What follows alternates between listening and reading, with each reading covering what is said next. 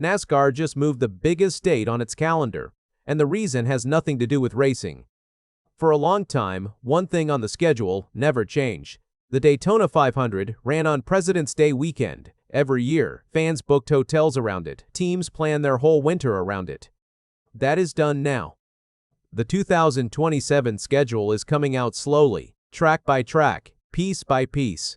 And what is already locked in changes how the season starts, changes how the playoffs look, and hands one huge February Sunday over to somebody else.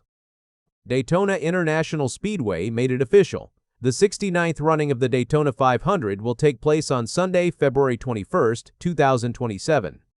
That is one full week later than normal. Track president Frank Kelleher explained the thinking behind it. It's a very crowded sports landscape in February of 27, including the Super Bowl scheduled for Feb. 14, he said. The decision was made to move the Daytona 500 to allow for it to stand on its own. So, there it is. NASCAR stepped aside for the NFL. This is not the first time it has happened. The Daytona 500 moved off President's Day weekend once before, back in 2011. NASCAR did that because people were already talking about a longer NFL season. That setup lasted 6 years. Then the race went back to its old spot. Now it is moving again, and this time the reason is real and already on the calendar. Super Bowl LXI is set for Sunday, February 14th at SoFi Stadium in Los Angeles. That is the exact weekend the Daytona 500 normally runs. Why is the Super Bowl that late? Because the NFL added a 17th regular season game back in 2021. That extra week pushed the Super Bowl to the second Sunday in February. 2027 is the first year since that change where the second Sunday lands right before President's Day. So the two events were headed straight at each other. NASCAR blinked first, and it did it early. 16 months early, Kelleher said the track owed fans that warning. Our fans are the most loyal, and we know many of them make their travel plans over a year in advance for the Great American Race, he said. He also pointed out how far people travel for this one race. We have fans from all 50 states and dozens of countries who look forward to kicking off the NASCAR season with us at the World Center of Racing, Kelleher said. That is the part people forget. This is not just a race date. It is plane tickets, hotel rooms, rental cars booked a year out.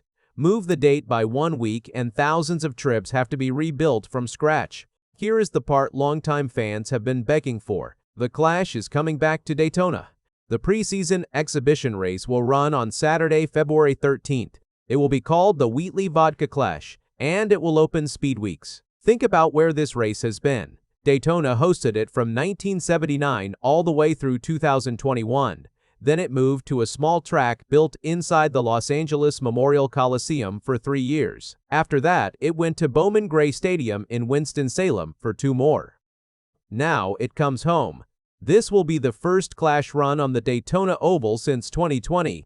One thing is still missing. NASCAR says the format and the rules for who gets in will be announced later. Daytona released the full week, and it looks like the old days. Saturday, February 13th, the Clash. Wednesday, February 17th, Daytona 500 qualifying. Thursday, February 18th, the Duels. Friday, February 19th, the Truck Series. Saturday, February 20th, the O'Reilly Auto Parts Series and ARCA. Sunday, February 21st, the Daytona 500. That is 9 days of racing at one track. A fan can show up early and never leave. Daytona's summer race moves too. The Coke Zero Sugar 400 is set for Saturday, August 28th. The O'Reilly Series runs the night before on Friday, August 27th. Echo Park Speedway gets 2 Cup weekends again. The first one is Sunday, February 28th. That is the race right after the Daytona 500. The second is Sunday, July 18th, sitting inside the TNT summer window. There is a bonus here. The Truck Series will run at both Atlanta weekends. That has not happened since 2008. And in February, the O'Reilly Series joins in too, which turns that weekend into a triple header with all 3 national series. Start times for both weekends are still coming. Atlanta has become one of the wildest tracks on the schedule since it was repaved. Getting it twice again is good news for anybody who likes chaos. This next one might be the biggest change nobody saw coming. Watkins Glen is moving back into the playoffs. The road course has been running in the spring lately. In 2027, it goes back to September, and it will be one of the earliest races in the 10-race postseason. The exact weekend has not been set yet. Why does that matter so much? Because Charlotte switched from the Roval back to the Oval for 2026. That pulled a road course out of the playoffs. Now one is back in. Drivers who struggle turning right are going to have a real problem in September again. Think about what that does to the first round. A road course early in the postseason can wreck a good season fast. One bad restart, one missed shift, one car in the grass, and a title run is in trouble. Road course specialists suddenly matter again, and teams that skipped road course testing are going to regret it. Phoenix keeps both of its weekends. The first is March 12th through 14th. IndyCar will be there that weekend along with the Cup Series and the O'Reilly Series. The second is October 22nd through 24th. That one is a playoff weekend, and all three national series will race. Texas Motor Speedway goes back to its old spring spot. Trucks on Friday, April 30th. The O'Reilly Series on Saturday, May 1st. Then the Cup Series on Sunday, May 2nd for the Worth 400. Circuit of the Americas locked in March 5th through 7th. The O'Reilly Series races Saturday, and the Cup Series closes the weekend on Sunday, March 7th. Nothing is official yet, but NASCAR keeps pointing at Homestead, Miami as the championship track again. The long-term plan is to rotate the finale to different tracks. Officials keep saying Homestead is expected to host one more time before that rotation starts. A real announcement is still pending.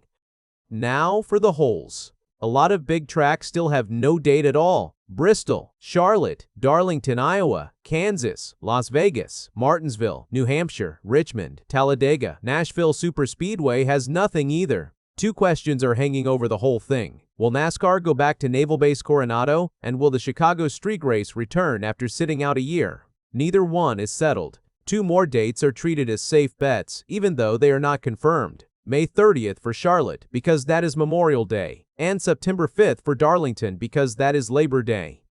The season stays at 38 events. The television split stays the same too. Fox and FS1 carry the first 14 races. Prime takes the next 5. TNT takes 5 after that. USA and NBC close out the year with the final 14. So here is where things stand. NASCAR moved its crown jewel off a date it has owned for decades. It did that because the NFL got bigger and the calendar got tighter. Some fans will call that smart business. Other fans will call it backing down. But look at what NASCAR got back. A real Speedweeks. The Clash on the Daytona Oval for the first time since 2020. 9 straight days of racing at the World Center of Racing. A road course back in the playoffs. Trucks at Atlanta twice in one season. The rest of the schedule is still being written. Tracks are announcing dates almost every week now, and the two loudest questions, Chicago and Coronado, still have no answer.